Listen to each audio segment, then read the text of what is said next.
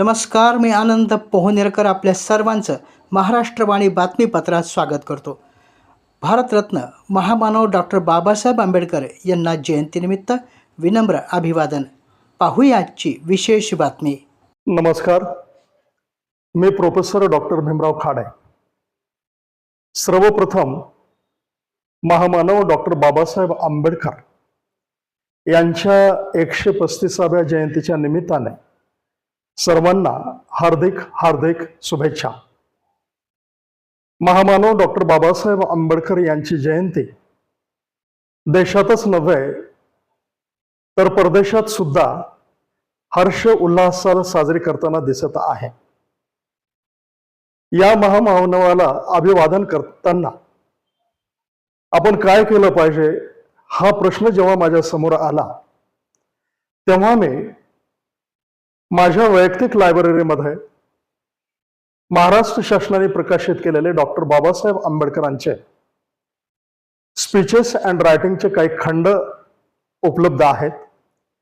ते चालण्याचा मी प्रयत्न केला आणि ते खंड वाचताना माझ्या लक्षामध्ये असं आलं की बाबासाहेब आंबेडकरांनी सर्व जाती धर्मातील लोकांसाठी, स्त्रियांसाठी, तरुणांसाठी प्रचंड असं काम केलेलं आहे.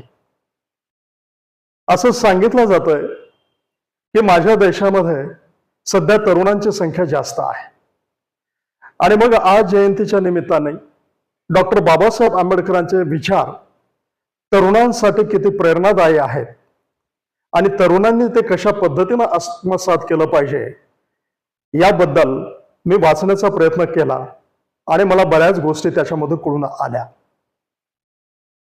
तरुणांना भाष्य करताना, तरुणांच्या बाबतीमध्ये बोलताना किंवा त्यांना मार्गदर्शन करताना मी पाहिलं की स्पीचेस अँड रायटिंग मध्ये महत्वाचे 18 भाषण बाबासाहेब आंबेडकरांनी तरुणांसाठी केलेले आहेत आणि या सगळ्या भाषणामध्ये सर्वात अगोदर बाबासाहेबांनी तरुणांना सांगितलं की तुम्ही शिक्षण घेतलं पाहिजे. म्हणजे सर्व जाती धर्मातील तळागाळातील राहणाऱ्या व्यक्तींच्या दारिद्र्यातून बाहेर पडण्याचा सगळ्यात महत्वाचा मार्ग जर कुठला असेल तर शिक्षण आहे, असं बाबासाहेब आंबेडकरांनी नमूद केलेलं आहे. तरुणांनी अगोदर शिक्षण घेतलं पाहिजे आणि शिक्षणाच्या माध्यमातून जे काही बदल होतात ते बदल आत्मसात करून आपण पुढे वाटचाल केली पाहिजे. आपणास माहीतच आहे की शिक्षण या शब्दाची व्याख्या अनेक महापुरुषांनी केलेली आहे. बाबासाहेब आंबेडकर शिक्षणाची व्याख्या करताना म्हणतात की अन्ना अभावी माणूस जसा अल्प आयुष्य होतो तसाच तो जिवंतपणे दुसऱ्याचा गुलाम होतो. एवढी स्पष्ट व्याख्या शिक्षणाचे मी आतापर्यंत कधी ऐकले नाही. आम्हास माहित आहे की वेगवेगळ्या महापुरुषांनी वेगवेगळ्या शिक्षणाच्या व्याख्या केलेल्या आहेत.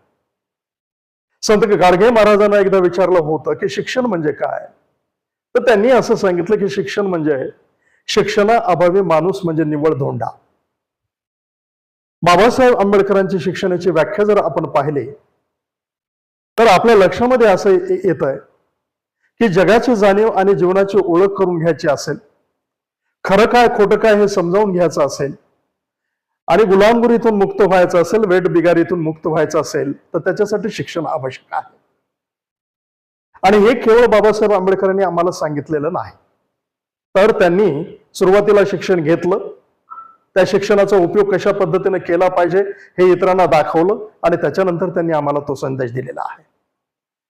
आम्हाला माहित आहे की बाबासाहेब आंबेडकरांनी आपल्या देशामधलं शिक्षण पूर्ण केल्याच्या नंतर उच्च शिक्षण पूर्ण करण्यासाठी ते कोलंबिया विद्यापीठामध्ये गेले. कोलंबिया विद्यापीठामध्ये त्यांनी 1912 पासून 1916 1918 पर्यंतचा जो कालावधी आहे या सगळ्या कालावधीमध्ये त्यांनी घेतलेलं शिक्षण जे आहे ते तरुणांनी अभ्यासलं पाहिजे. एक शोध निबंध कसा लिहिला पाहिजे, त्या शोध निबंधाचा ढाचा कसा असला पाहिजे, त्याच्यामध्ये संदर्भ कसे घेतले पाहिजे हे बाबासाहेब आंबेडकरांनी 1916 लिहिलेल्या एक शोध निबंधातून स्पष्ट होत असतं. त्या ठिकाणी त्यांनी PhD ला घेतलेला विषय आपण अभ्यासला पाहिजे. कारण हे शिक्षण जे आहे, हे शिक्षण पूर्ण करताना, आज आमचं MA आणि PhD चं शिक्षण पूर्ण करताना जेवढं वय असतं तेवढ्याच वयामध्ये बाबासाहेब आंबेडकरांनी त्या ठिकाणी पूर्ण केलेलं आहे. आणि म्हणून शिक्षण घेताना विद्यार्थ्यांनी केवळ शिक्षणच घेतलं पाहिजे. कोलंबिया विद्यापीठामध्ये बाबासाहेब आंबेडकरांना शिकवणारे जे प्राध्यापक होत आहे,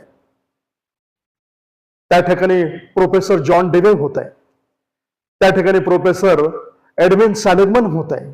या दोन्ही प्रोफेसरांचा बाबासाहेब आंबेडकरांच्या जीवनावर प्रचंड प्रभाव आहे. बाबासाहेब आंबेडकरांनी जेवढे काही ग्रंथ लिहिलेले आहेत त्या ग्रंथामध्ये प्रोफेसर जॉन डेवे आणि प्रोफेसर एडविन सॅलिगमन यांच्या विचारांचे आलेख दाखले आपल्याला पाहायला मिळतात. विद्यार्थ्यांनी त्या पद्धतीने शिक्षण घेतलं पाहिजे. आज आपण पाहतो की आपल्या देशामध्ये नवीन शैक्षणिक धोरण 2020 पासून सुरू झालेलं आहे. याचा जर ढाचा आपण पाहिला तर तो खूप सुंदर आहे. या देशातील प्रत्येक तरुण विद्यार्थी हा उच्च विद्या विभूषित कसा होईल याच्यासाठी निर्माण केलेलं ते स्ट्रक्चर आहे. आर्टिफिशियल इंटेलिजन्स हा शब्द आपण ऐकत आहोत. आर्टिफिशियल इंटेलिजन्स असेल, बिग डेटा अनालिसिस असेल, मशीन लर्निंग असेल, न्यूरो सायन्स असेल, नॅनो टेक्नॉलॉजी असेल, या सगळ्या विषयाच्या माध्यमातून आमचा तरुण विद्यार्थी युवक हा प्रेरित झाला पाहिजे आणि जगामध्ये उद्भवणाऱ्या सगळ्या प्रश्नाचं सोल्युशन निर्माण करण्याचा प्रयत्न करण्यासाठी तो सक्षम झाला पाहिजे. बाबासाहेब आंबेडकरांनी हेच तरुणांना सांगितलेलं आहे. याचं चिंतन आम्ही केलं पाहिजे, आम्ही व्यवस्थितरित्या अध्ययन केलं पाहिजे.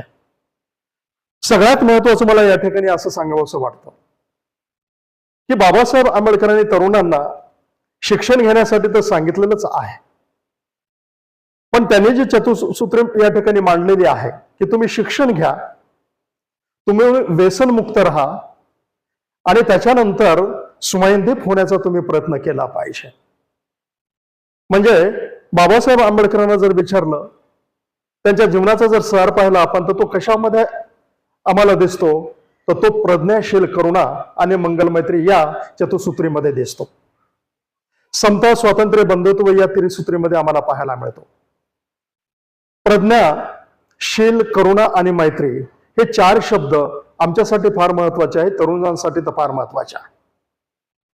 बाबासाहेब आंबेडकर म्हणतात की तरुणांनी प्रज्ञावान राहिलं पाहिजे.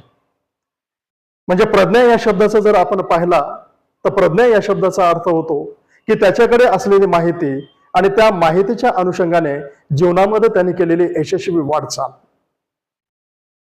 बाबासाहेब पुढे जाऊन असंही म्हणतात की केवळ प्रज्ञा असून चालत नाही, तर त्याच्यासोबत शील सुद्धा असलं पाहिजे. पुढे जाऊन आणखी म्हणतात बाबासाहेब आंबेडकर की प्रज्ञा आणि शील असून चालत नाही, तर त्याच्यासोबत तुमच्याकडे करुणाही असलं पाहिजे. आणि प्रज्ञा, शील, करुणा यांच्या सोबतच तुमच्याकडे जर काय असलं पाहिजे तर ते म्हणजे मंगल मैत्रीची भावना असली पाहिजे. मैत्री म्हणजे काय तर नीती, नीती म्हणजे काय तर भ्रातृभाव. हे बाबासाहेब आंबेडकरांनी फार मस्त सूत्र विद्यार्थ्यांना, आम्हाला, युवकांना दिलेलं आहे. त्या पद्धतीने त्यांनी वागलं पाहिजे, आचरण केलं पाहिजे. कारण एवढा प्रेरणादायी विचार बाबासाहेब आंबेडकरांनी तरुणांसाठी दिलेला आहे आणि हे आयुष्यभर पुरणारा हा विचार तरुणांसाठीच आहे, आम्हा सर्वांसाठीच आहे असं मला या ठिकाणी वाटतं. आणि म्हणून विद्यार्थ्यांनी अगोदर जर काय केलं असेल तर ज्ञान संपादन करण्यासाठी, त्याचं प्रज्ञेमध्ये रूपांतर करण्यासाठी त्यांनी पुस्तकं वाचली पाहिजे. प्रत्येक ग्रंथाचं वाचन केलं पाहिजे.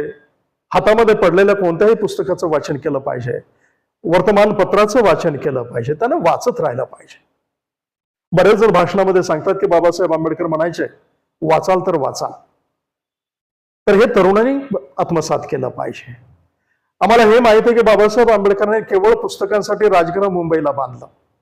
आमच्याही घरामध्ये पुस्तकाचं कपाट असलं पाहिजे. त्याच्यामध्ये वेगवेगळे पुस्तकं असले पाहिजे. त्या सगळ्या पुस्तकाचा आपण अभ्यास केला पाहिजे. तरुणांनी ह्या गोष्टी केल्या पाहिजे. कारण बाबासाहेब आंबेडकरांनी हे सिद्ध केलंय की पुस्तकं माणसाला बदलतात. पुस्तकामुळे माणसं बदललेली आहेत हे आपण पाहिलेलं आहे, वाचलेलं आहे. त्यांच्या ग्रंथामध्ये असं लिहिलेलं आहे की जेव्हा बाबासाहेब आंबेडकर ही शालेय परीक्षा उत्तीर्ण झाले होते तर त्यांना केळुस्कर नावांच्या शिक्षकांनी बुद्धचरित्र नावाचं पुस्तक दिलं होतं. शालेय परीक्षा उत्तीर्ण झाल्याच्या नंतर त्यांना गिफ्ट म्हणून केळुसकर सरांनी जे पुस्तक दिलं होतं ते पुस्तक वाचून बाबासाहेब आंबेडकर कसे बदलले हे आम्हाला माहित आहे. एक माझ्या भाषणामध्ये पुस्तक आलं होतं, ते शरद जोशी साहेबांनी लिहिलेलं पुस्तक आहे. म्हणजे जग बदलणारी पुस्तकं अशा टायटलचं ते पुस्तक आहे. त्याच्यामध्ये एक संदर्भ असा दिला होता की पुस्तकानं माणसं कशी बदलतात. तर त्याच्यामध्ये असं सांगितलं होतं की महात्मा फुल्यांच्या विचारावर थॉमस पेन्स नावाच्या या विचारवंताचा प्रचंड प्रभाव आहे. थॉमस पेन्स या विचारवंतांनी कॉमन सेन्स नावाचं पुस्तक लिहिलं होतं आणि ते महात्मा फुल्यांनी वाचलं होतं. म्हणजे बाबासाहेब असो की महापुरुष महात्मा फुले असो, यांच्यावर प्रचंड पुस्तकांचा प्रभाव होता आणि पुस्तकाच्या माध्यमातून ते घडलेले आहेत. आपणही वेगवेगळी पुस्तकं वाचली पाहिजे.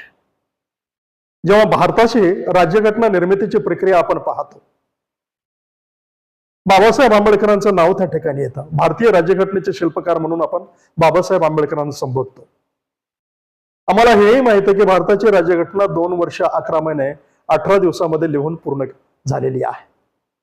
पण याच्या पाठीमागे बाबासाहेब आंबेडकरांचं जर चिंतन पाहिलं तर आम्हाला हेही माहित आहे की त्यांनी 1909चा कायदा वाचला होता, 1919चा कायदा वाचला होता, 1935चा कायदा वाचला होता. या देशामध्ये जेवढे कमिशन आले होते त्या सगळ्या कमिशनला दिलेली साक्ष वाचली होती. आणि हे सगळं लक्षात घेतल्याच्या नंतर आमच्या लक्षामध्ये येत आहे की त्यांचा ज्ञानाचा त्यांना भारतीय राज्यघटना लिहिताना कशा पद्धतीने फायदा झालेला आहे. बाबासाहेब आंबेडकर हे आमच्यासाठी प्रेरणादायी आहेत, तरुणांसाठी प्रेरणादायी आहेत. 18 तास अभ्यास कसं करायचं, त्याच्या नोट्स कशा तयार करायच्या, नोट्स तयार केल्याच्या नंतर त्या आपल्या ध्यानामध्ये कशा ठेवायच्या, त्याचं सादरीकरण कसं करायचं हे आपण केलं पाहिजे. म्हणजे माझ्या विद्यार्थ्यांना नेहमी म्हणत असतो की जर तुम्हाला इंग्रजी इम्प्रूव्ह करायचं असेल, तुमच्या ज्ञानामध्ये जर भर घालायची असेल तर महाराष्ट्र शासनाने प्रकाशित केलेले बाबासाहेब आंबेडकरांचे रायटिंग आणि स्पीचेस घालून तुम्ही वाचले पाहिजे. तेच काय, कोणतेही जे पुस्तकं अवेलेबल असतील ते वाचलं पाहिजे. मग बाबासाहेब तरुणांना म्हणतात की तरुणांनी अगोदर काय केलं पाहिजे की प्रज्ञावंत झालं पाहिजे, शीलवंत झालं पाहिजे, करुणा जोपासली पाहिजे, मंगल मैत्रीची भावना त्यांनी जोपासली पाहिजे. यामुळे काय होईल तर यामुळे चारित्र्य निर्माण होतं.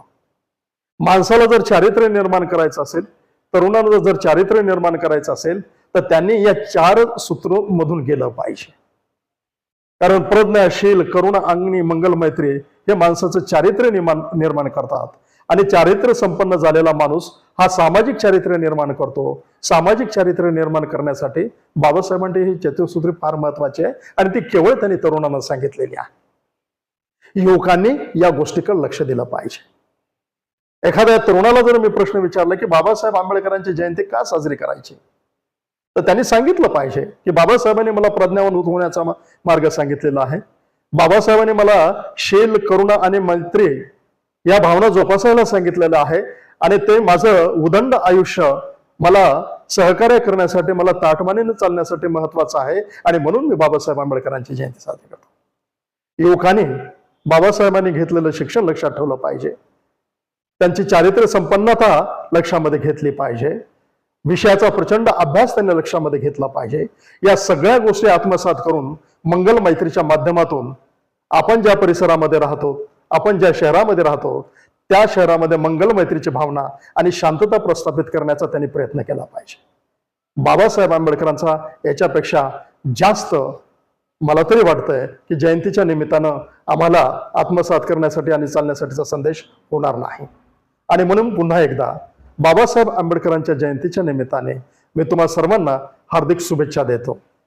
धन्यवाद. आपल्या जिल्ह्यातील अपडेट बातम्या पाहण्यासाठी आमच्या महाराष्ट्रवाणी या चॅनलला लाईक करा, सबस्क्राईब करा आणि शेअर करा. धन्यवाद.